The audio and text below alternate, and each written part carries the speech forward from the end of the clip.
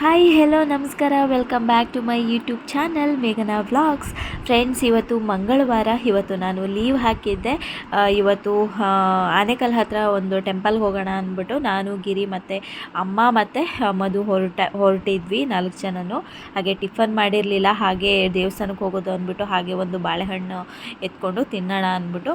ಇವ್ರು ಬೇರೆ ಅರ್ಜೆಂಟ್ ಮಾಡ್ತಾಯಿದ್ರು ಗಿರಿ, ಅದಕ್ಕೋಸ್ಕರ ಹಾಗೆ ಕೈಯಲ್ಲಿ ಎತ್ಕೊಂಡು ಹೊರಟು ಬಂದುಬಿಟ್ಟೆ. ಹಾಗೆ ಬಾಗಿಲು ಹಾಕ್ಕೊಂಡು, ಯಾಕಂದರೆ ಲೇಟ್ ಆಗಿಬಿಟ್ಟಿತ್ತು. ನಾವು ಹೊರಡೋಷ್ಟರಲ್ಲಿ 10:45 ಆಗಿತ್ತು ಟೈಮು.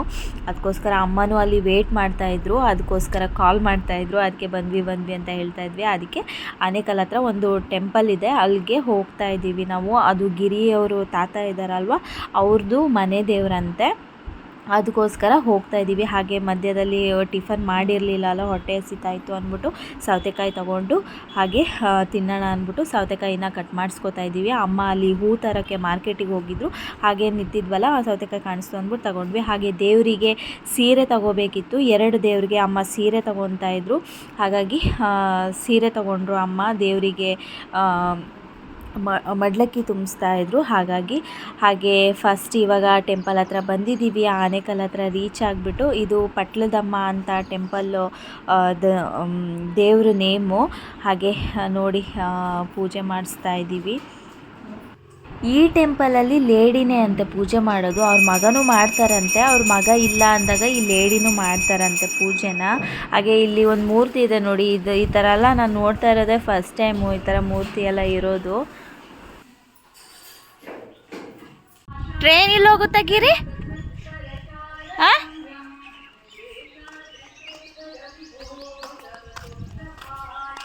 ಆನೇಕಲ್ ಹತ್ರ ಇರೋ ಟೆಂಪಲ್ ಮುಗಿಸ್ಕೊಂಡು ಹಾಗೆ ಮತ್ತೊಂದು ಟೆಂಪಲ್ಗೆ ಬಂದಿದ್ವಿ, ಅಮ್ನೋರ್ ಟೆಂಪಲ್ಗೆ.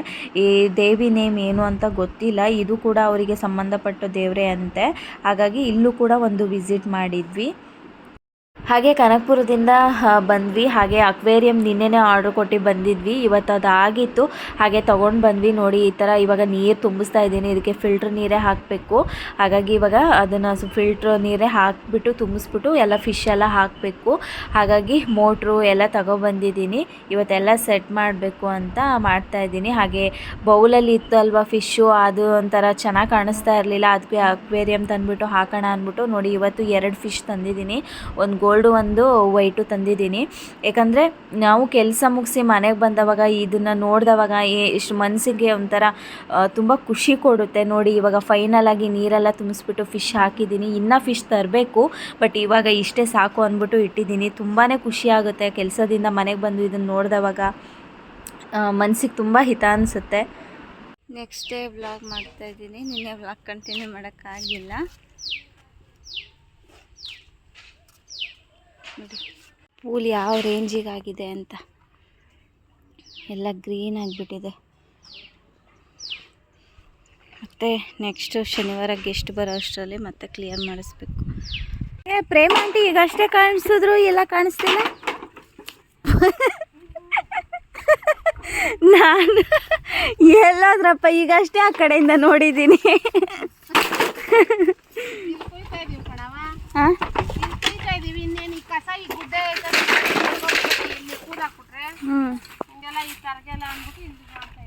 ಅಲ್ಲಿ ಕಾಟೇಜ್ ಹತ್ರ ಎಲ್ಲ ಐತಲ್ವಾ, ಅಲ್ಲಿ ರೂಮ್ಗಳ ಹತ್ರ. ಹಾಂ ಹಾಂ ನೋಡಿ, ಇದಿಷ್ಟು ಪಾತಿ ಫುಲ್ ಈ ಕಡೆಯಿಂದ ಈ ಕಡೆ ಕ್ಲೀನ್ ಮಾಡೋ ಅಷ್ಟರಲ್ಲಿ 3 ದಿನ ಬೇಕಾಯಿತು. 8 ಜನ ಹುಡುಗರು ಇದ್ದಾರೆ, ಇದಿಷ್ಟು ಕ್ಲೀನ್ ಮಾಡೋಕ್ಕೆ 3 ದಿನ ಬೇಕಾಯಿತು. ಇನ್ನು ಬೇರೆ ಕಡೆ ಕ್ಲೀನ್ ಮಾಡೋ ಅಷ್ಟರಲ್ಲಿ ಇನ್ನು ಎಷ್ಟು ದಿನ ಆಗುತ್ತೋ ಗೊತ್ತಿಲ್ಲ.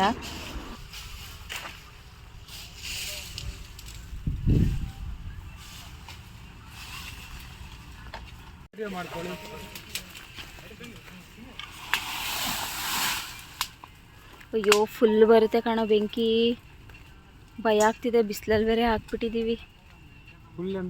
ಆ ಮರ ಹೊರಟೋಗುತ್ತೆ, ನಂಗೆ ಅದೇ ಹೊಟ್ಟೆ ಉರಿತಾ ಇರೋದು. ಈಗ ಸ್ವಲ್ಪ ಮಾವಿನ ಮರಕ್ಕೂ ಬರುತ್ತೆ ಸ್ವಲ್ಪ. ಎಷ್ಟು ಮೇಲೆ ಹೋಗ್ತಿದೆ ನೋಡು ಬೆಂಕಿ. ಅಲ್ಲಿ ನೋಡು, ಕಟ್ಗೆಗೆ ಹೋಗ್ಬಿಟ್ಟಲ್ಲಿ.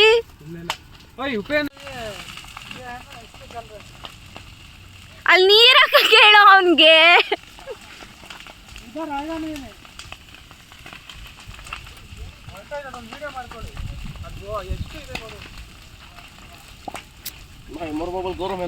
ನಂಗೆ ಅಲ್ಲಿ ಎಲ್ಲಿ ಕಟ್ಗೆಗ ಆ ಕಡೆ ಹೋಗುತ್ತೋ ಅಂತ ಭಯ ಆಗ್ತಿದೆ ಚೇತು.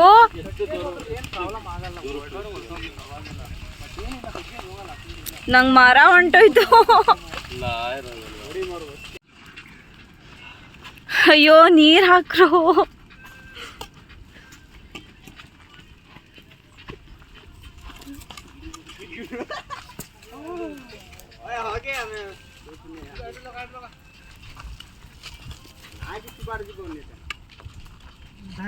ಆ ಕಡೆ ಹತ್ಕೊಂಡಿಲ್ಲ ಚೇತು.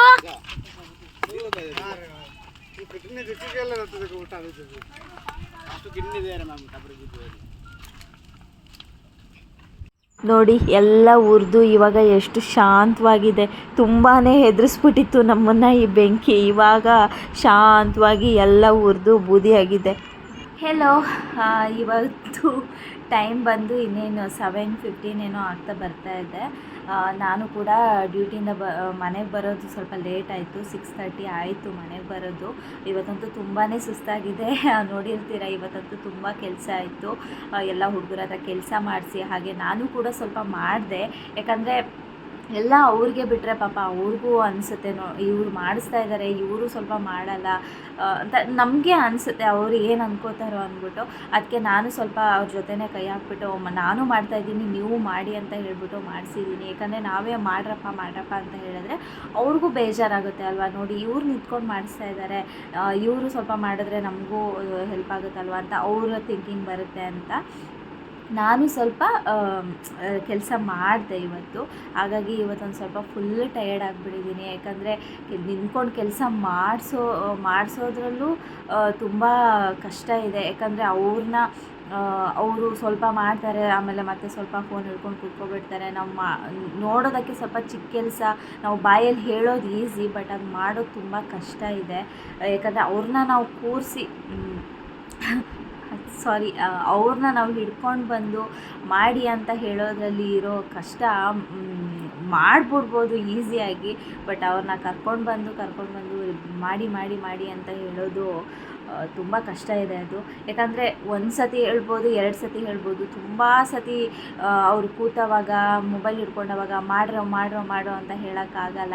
ಯಾಕಂದರೆ ತುಂಬ ಅದು ನಮಗೆ ಒಂಥರ ಬೇಜಾರಾಗುತ್ತೆ. ಎಷ್ಟೊಂದು ಸತಿ ಹೇಳಬೇಕಪ್ಪ ಇವ್ರಿಗೆ ಅಂತ ಆ ಥರ ಆಗುತ್ತೆ. ಇವತ್ತು ಅದಕ್ಕೆ ಫುಲ್ಲು ಟಯರ್ಡ್. ಇವತ್ತು ಅವ್ರ ಜೊತೆ ಸೇರಿ ನಾನು ಕೂಡ ಮಾಡಿದೆ. ಇವತ್ತು ನಾನು ಮಾಡ್ತಾಯಿದ್ದೀನಿ, ನೀವು ಮಾಡಿ. ಯಾಕಂದರೆ ರೆಸ್ಟ್ ಕೊಟ್ಟಿರ್ತೀವಿ ನಾವು, ಕೆಲಸ ಮಾಡಿಸೋ ಟೈಮಲ್ಲಿ ಮಾಡಿಸ್ತಾ ಇರ್ತೀವಿ. ಯಾಕಂದರೆ ರೆಸ್ಟ್ ಕೊಡೋ ಟೈಮಲ್ಲಿ ರೆಸ್ಟ್ ಕೊಡ್ತಾ ಇರ್ತೀವಿ. ಯಾಕಂದರೆ ಫುಲ್ 8 ಅವರು ನಾವು ಅವ್ರ ಹತ್ರ ಕೆಲಸ ಮಾಡಿಸ್ಕೊಳ್ಳಲ್ಲ. ಹಾಗಾಗಿ ನಾವು ಅವರು ಎಷ್ಟು ಕೆಲಸ ಮಾಡೋ ಟೈಮಿಂಗ್ಸಲ್ಲಿ ಏನು ಕೆಲಸ ಇದೆಯೋ ಅದನ್ನು ನಾವು ಮಾಡಿಸ್ಕೋಬೇಕಲ್ವ. ಯಾಕಂದರೆ ನೋಡೋದಕ್ಕೆ ಈಸಿಯಾಗಿ ಇದನ್ನೆಲ್ಲ ಮಾಡಿಸ್ಬೇಕು, ಇಷ್ಟಿದೆ ಮಾಡಿಸ್ಬೇಕು ಅನ್ನೋ ಥರ ಇರುತ್ತೆ. ಬಟ್ ಮಾಡಬೇಕಾದ್ರೆ ಕೈ ಹಾಕ್ದವಾಗ ಗೊತ್ತಾಗುತ್ತೆ ಅದು ಎಷ್ಟು ಕೆಲಸ, ಅದು ಎಷ್ಟು ಕಷ್ಟ ಇರುತ್ತೆ ಅನ್ನೋದು. ಹೇಳೋದು ತುಂಬ ಸುಲಭ ಇರುತ್ತೆ, ಬಟ್ ಅದು ಮಾಡಿದವಾಗಲೇ ಕಷ್ಟ ಗೊತ್ತಾಗೋದು. ಇವತ್ತು ಅದಕ್ಕೆ ಇವಾಗ ಏನು ಅಡುಗೆ ನಾನು ಮಾಡ್ತಾಯಿಲ್ಲ, ಎಲ್ಲ ಮಾಡ್ತಾಯಿದ್ದಾರೆ, ಅಮ್ಮ ಅಡುಗೆ ಮಾಡ್ತಾಯಿದ್ದಾರೆ. ಹಾಗಾಗಿ ನಾನೇನು ಮಾಡ್ತಾಯಿಲ್ಲ. ಹಾಗೆ ರೂಮಿಗೆ ಬಂದೆ. ಇವತ್ತು ಲೈವ್ ಕೂಡ ಹೋಗಿಲ್ಲ, ವ್ಲಾಗ್ ಕೂಡ ಅಪ್ಲೋಡ್ ಮಾಡಿಲ್ಲ. ಹಾಗಾಗಿ 2 ದಿನದಿಂದ ಇದೇ ವ್ಲಾಗ್ ಕಂಟಿನ್ಯೂ ಮಾಡ್ತಾನೇ ಇದ್ದೀನಿ. ವ್ಲಾಗ್ ಮಾಡೋಕ್ಕಾಗ್ತಾಯಿಲ್ಲ. ನಿನ್ನೆನೂ ಲೀವಲ್ಲಿದ್ದೆ, ಟೆಂಪಲ್ಗೆ ಹೋಗಿದ್ದೆ. ಇವತ್ತು ಈ ವ್ಲಾಗ್ನ ಕಂಟಿನ್ಯೂ ಮಾಡ್ತಾಯಿದ್ದೀನಿ. ಈ ವ್ಲಾಗ್ನು ಇನ್ನು ಮುಗಿಸಿ ಅಪ್ಲೋಡ್ ಮಾಡಿಲ್ಲ. ಇವತ್ತಂತೂ ಯೂಟ್ಯೂಬಿಗೆ ಯಾವ ವೀಡಿಯೋನೂ ಅಪ್ಲೋಡ್ ಮಾಡಿಲ್ಲ. ಲೈವ್ಗೂ ಹೋಗಿಲ್ಲ. ಇನ್ನು ಸ್ವಲ್ಪ ಲೈವ್ಗೂ ಹೋಗಿ ಬರಬೇಕು. ಒಂದು 1/2 ಅವರ್ ಲೈವ್ಗೆ ಹೋಗ್ಬಿಟ್ಟು ಹಾಗೆ ಊಟ ಮಾಡಿಬಿಟ್ಟು ಬೇಗ ಮಲ್ಕೋಬೇಕು ನಾನು ಇವತ್ತು. ಯಾಕಂದರೆ ನಾಳೆನೂ ಅಷ್ಟೇ ಬೇಗನೆ ನಾನು ಹೋಗಬೇಕು ರೆಸಾರ್ಟ್ಗೆ. ಯಾಕಂದರೆ ಮತ್ತೆ ಕೆಲಸ ಇದೆ, ನಾಳೆನೂ ಕೆಲಸ ಇದೆ.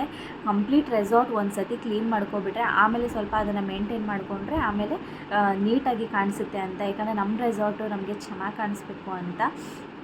ಹಾಗಾಗಿ ಒಂದು ಸ್ವಲ್ಪ ದಿನ ಅದನ್ನೆಲ್ಲ ಮುಗಿಸ್ಕೊಬಿಟ್ಟು ಆಮೇಲೆ ಅದನ್ನು ಮೇಂಟೈನ್ ಮಾಡ್ಕೊಂಡು ಹೋಗ್ಬೋದು ಹುಡುಗರು ಅಂತ. ಹಾಗಾಗಿ ನಾಳೆನೂ ಬೇಗ ಹೋಗಬೇಕು. ಅದಕ್ಕೆ ಇವತ್ತು ಬೇಗ ಮಲ್ಕೋಬೇಕು. ಲೈವ್ಗೆ ಹೋಗ್ಬಿಟ್ಟು ಮತ್ತೆ ಆಮೇಲೆ ಸಿಗ್ತೀನಿ ನಿಮಗೆ. ಅದು ಲೈಟು ಇದು ಆಫ್ ಆಗಬೇಕು. ಇದು ಹೋಗಬೇಕು, ಝೀರೋ ಆಗಬೇಕು, ಅದು ಸೌಂಡ್ ಬರಬೇಕು, ಆಮೇಲೆ ಆನ್ ಆಗೋದು. ಸೊ ಬರೋದು.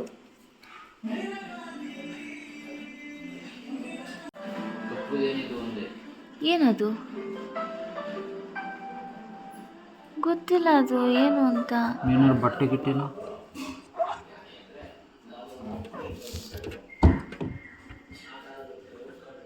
ಏನಾಗಿದೆ, ಏನದು ಅಂತ ಗೊತ್ತಾಗಲ್ಲ. ಇವತ್ತು ಲೈವ್ಗೆ ಹೋದೆ, ಲೈವ್ಗೆ ಹೋಗಿ ಲೈವ್ ಮುಗಿಸಿ ಇವಾಗ ಬಂದೆ. ಹಾಗೆ ಲೈವಲ್ಲೂ ಇವತ್ತು ತುಂಬ ಚೆನ್ನಾಗಿ ರೆಸ್ಪಾನ್ಸ್ ಇತ್ತು. ಹೈಯೋ ಒಂದು 36ಗೆ ಹೋಗಿ ಎಲ್ಲ ಬಂತು. ತುಂಬ ಖುಷಿ ಆಯಿತು. ಇವತ್ತು ಲೈವ್ ಮಾಡಿದ್ದಕ್ಕೆ ಒಂದು 1/2 ಅವರ್ ಲೈವ್ ಮಾಡಿದ್ದೆ. ನೋಡೋಣ ನಾನು ಮತ್ತೆ ಮುಂದೆ ಹೇಗೆ ಹೋಗುತ್ತೆ ವ್ಯೂಸ್ ನೋಡೋಣ. ಹಾಗೆ ಇವತ್ತಿನ ವ್ಲಾಗ್ ಕೂಡ 2 ದಿನದಿಂದ ಕಂಟಿನ್ಯೂ ಮಾಡ್ಕೊಂಡು ಬಂದಿರೋ ವ್ಲಾಗ್ ಕೂಡ ಇವತ್ತು ಮುಗಿಸೋಣ ಅಂದ್ಬಿಟ್ಟು ಬಂದಿದ್ದೀನಿ.